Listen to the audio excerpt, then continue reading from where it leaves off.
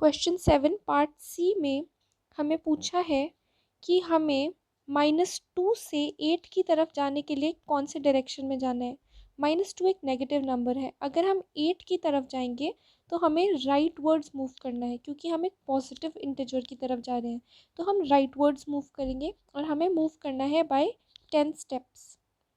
Question 9 में हमें absolute value पूछी है -5 -4 की, तो हम पहले -5 4 को कैलकुलेट करेंगे विच इज़ -9 और फिर उसकी एब्सोल्यूट वैल्यू होगी 9। पार्ट ई में हमें 8 माइनस एब्सोल्यूट वैल्यू ऑफ -5 करना है, तो सबसे पहले हम -5 की एब्सोल्यूट वैल्यू निकालेंगे विच इज़ 5 और फिर 8 में से 5 सब्ट्रैक्ट करके लिखेंगे 3। क्वेश्चन 10 में एक नंबर लाइन दिया है और अलग अलग अल्फ़ाबेट से कुछ मार्क्स डिनोटेड है, उसमें नंबर्स नहीं लिखे हैं लेकिन कुछ पॉइंट्स कुछ अल्फ़ाबेट से डिनोटेड है। अगर D3 है तो E कितना है?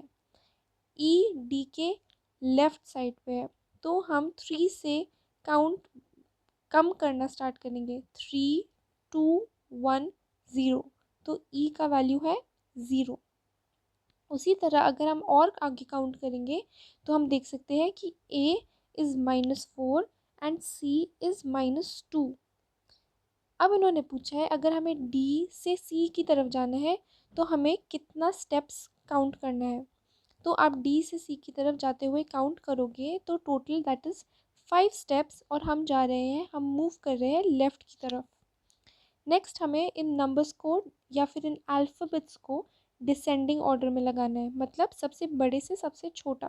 तो हमें पता है कि जो नंबर राइट पे होता है वो सबसे बड़ा होता है, तो हम सिंपली राइट से नंबर्स लिखते जाएंगे और लेफ़्ट की तरफ मूव करेंगे। सबसे पहले हम लिखेंगे G greater than F greater than D greater than E greater than C greater than A which is greater than B।